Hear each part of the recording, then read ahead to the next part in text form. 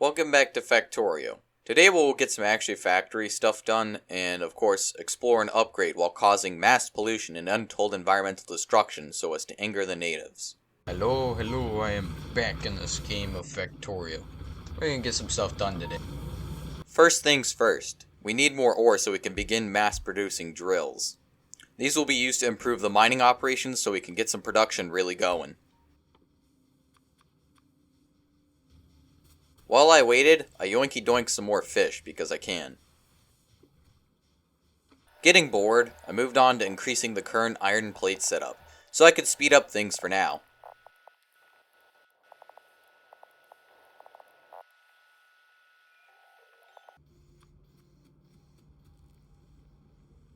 After that was finished, I moved on to making a new coal setup trademark. In the near future, I would need large amounts of coal to keep the steam engines running and the furnaces full.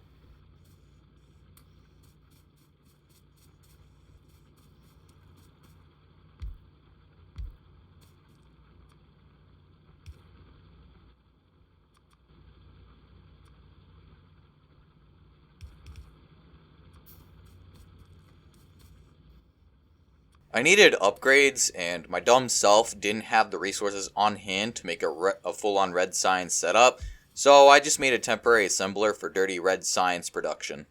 Of course, I needed more gears for drills, so I temporarily increased production for that as well.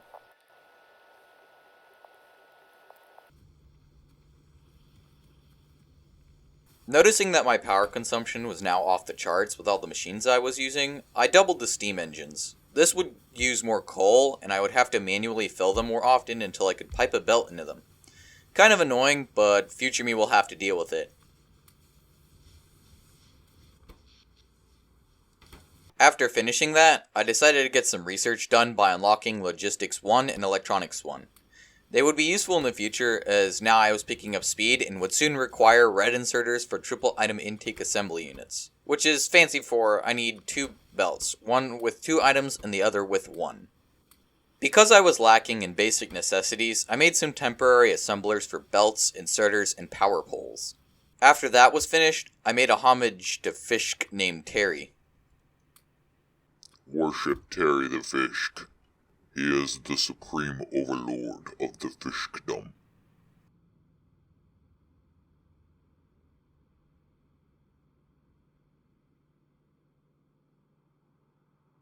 Awesome. Now that the electronics was almost finished researching, I decided to queue up fast filter inserters, steel, and green science to get those out of the way. We would be needing them soon. Remember those red inserters I was talking about a few seconds to minutes ago? Yeah, I made hand-fueled assemblers for those. Nice. Now that I had everything I needed, I finally began the construction of my base, or at least the reconstruction. I built on and increased the coal setup. The coal setup would be feeding several of the furnace stacks, as well as the steam engines. Once that was done, I began work on the iron setup. The patch was small, but it should serve me well and provide enough iron for the factory, right? Right? After fiddling around with the furnace stack, I finally hooked up the power to the coal and iron and began smelting away. Then I started work on the copper setup, furnace stacks and all, and hooked it up to the coal supply.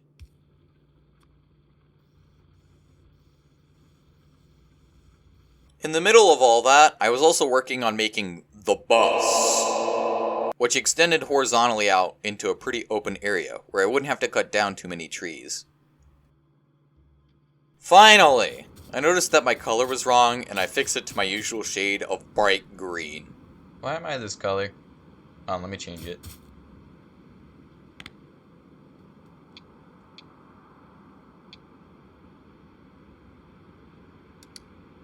Much better. Also, is it color or color? Which word is correct? I have no idea. Now that I was finally producing proper materials, I began work on some basic crafting columns. Gears were first, as I needed them for quite a few of the early game basic supplies, such as belts and inserters. I made the transport belt assemblers and fed some of the gear supply directly into them, to eliminate the need of having to filter in more gears to them. Of course, next on my list was making the copper coils, which I fed to the main line and branched off into a green chip column. You can never have too many green chips. With the green chips done, I could also make the next basic supply, inserters. As you can see, inserters take 3 different materials to make: iron plates, gears, and green chips. This is what the red inserters are for. I can feed 2 belts, one of which has iron plates and gears, and the other which has green chips, into the assemblers, using red inserters to grab from the green chip belt and regular inserters to grab from the iron plate and gear belt. Oh boy. This is around the time I started noticing that my iron plate supply was not enough. The furnace stack wasn't large enough, and I accidentally enclosed it in spaghetti belts. I tried to make some room for a temporary fix, but it wouldn't last long.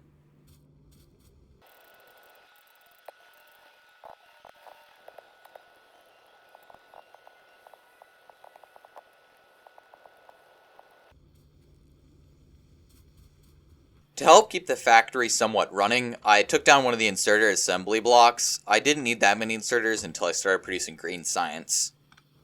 Man, I was getting heavily tired of manually filling coal into the steam engines, so I hooked up a coal belt to them to do it automatically for me.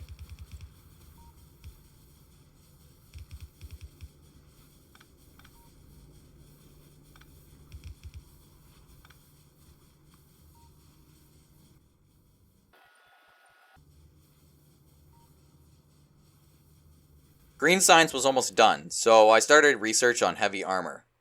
For protection against the hostile natives.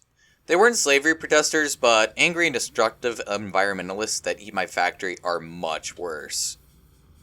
Of course, steam power began to drop again. I need more power, so I increased the steam power again, doubling it to 4 steam stacks. It should give us plenty of power for some time. I hope.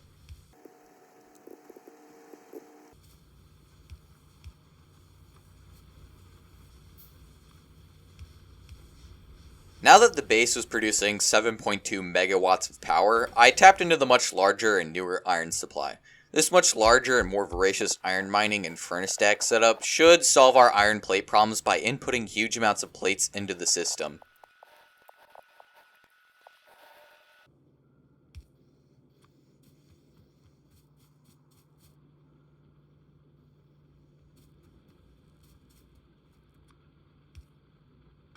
Once I finished hooking up the iron plate supply lines, I noticed that the belts were getting saturated with iron again. I, in a brilliant big brain move, finally decided that now was the time to make red science assembly lines. Good job, me. On top of that, I made a lab research block, using the newly researched fast inserters to basically make a chain of labs and share science packs between them. This would provide fast and quick researching early on.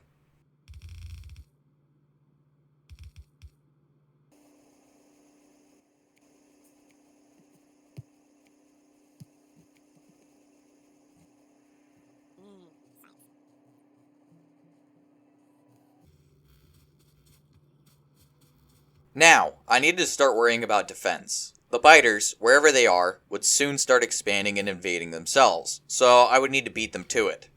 I knew that I was situated on almost a huge island peninsula owned by my corporation, the Green Man Incorporated. The idea is that I could section off the peninsula island from mainland by using walls to block access to it. Flaming woofers, flamethrowers, water guns would be used to disperse the native population and deter them from attacking my walls. However, the expansion problem would have to be solved using artillery cannons on my borders. Military science was needed to research all of these, and what does military science require? Walls, and a lot of them. But I also needed walls for my base. So, of course, I began a stone mining setup that made bricks and walls for me. Bricks would be used later for making concrete, and the walls, of course, for military science and actually building a wall. The wall assembly line done and my beautiful walls stacking up, I started work on the green science assembly line, which I made extra big because you can never have enough green science.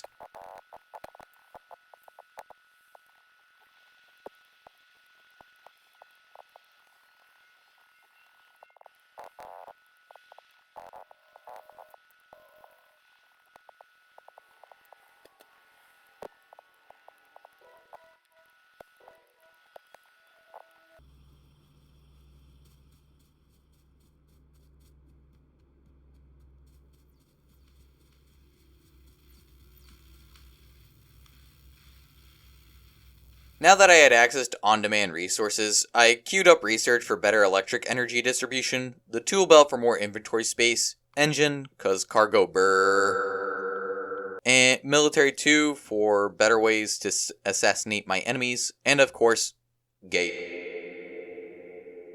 I needed to see more of what was outside my boundaries, so I placed down 2 sonars for remote access and visibility of my full base, as well as scanning what was around me to reveal the black quantum void and possibly enemy biter locations. Also, to find more resources and eventually, oil.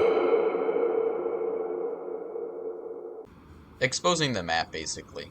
The more you have, the faster it works, as you can see. Moving way faster now. And it's already exposed that oil that we so desperately need. Right down here. Ooh. 528%. So we'll have to see what the rest is about when it does get exposed. We can also look at our base from afar.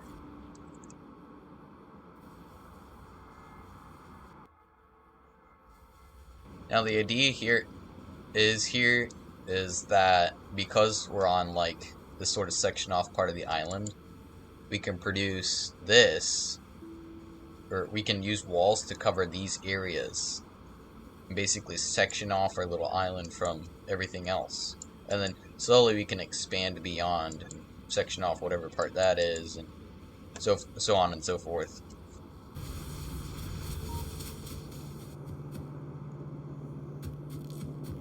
Of course, I got bored. I noticed an oil spot revealed by my radar and decided that it was worth the investigation. I crafted some fresh weaponry and went traveling to go see what was beyond my borders.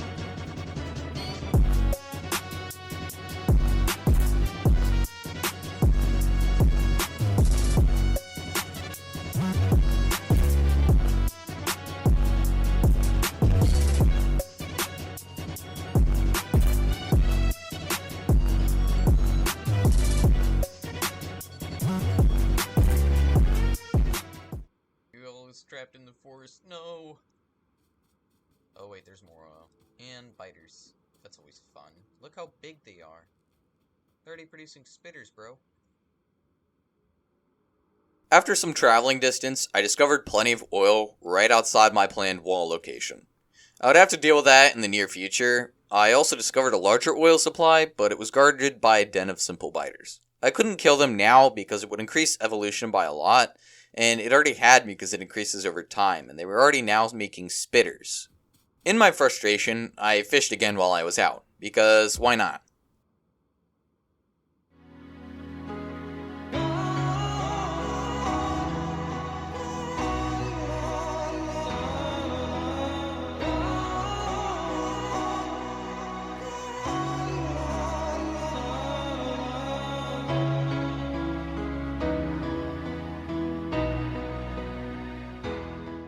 When I got back, I queued up research for Automation 2. This would get me closer to setting up oil mining, refining, and all sorts of production, as well as turrets for wall defense.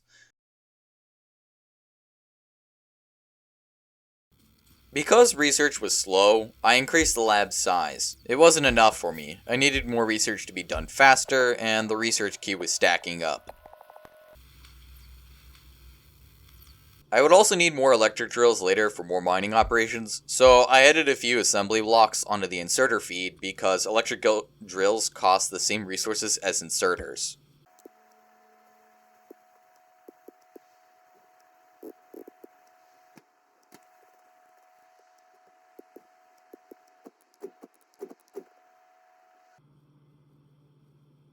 Feeling accomplished with the day's work, I decided to fish one last time before logging out because I love fishing. I love tormenting them. They suck. I hope to accomplish great things in the coming days. It would either be my survival and the biter's downfall, or the biter's survival and my defeat. Who knows? If you like this episode and want to see more, hit the like and subscribe button. It makes me want to make more videos and gives me a good dopamine boost. Also, if you start doing this on your own without me asking you to, then I wouldn't have to step outside my comfort zone and say those terrible words. I truly hate saying like and subscribe, as I remember YouTube a lot as a kid and getting annoyed when the YouTuber was taking up so much precious time by saying that phrase instead of getting on with the video. It wastes my time and yours, but the boss known as the algorithm doesn't like new YouTubers. So I need to increase my view count so more people could see these videos. Also, I think I have a goal of 50 subscribers. As long as I know that 50 people want to watch these videos, then I will make them. Anyways, I'm surprised you even got this far. And if you did, comment quest for the oil down below to make me laugh, if you will. Have a good day, my worms and wormesses. See you on the flip side, gamers.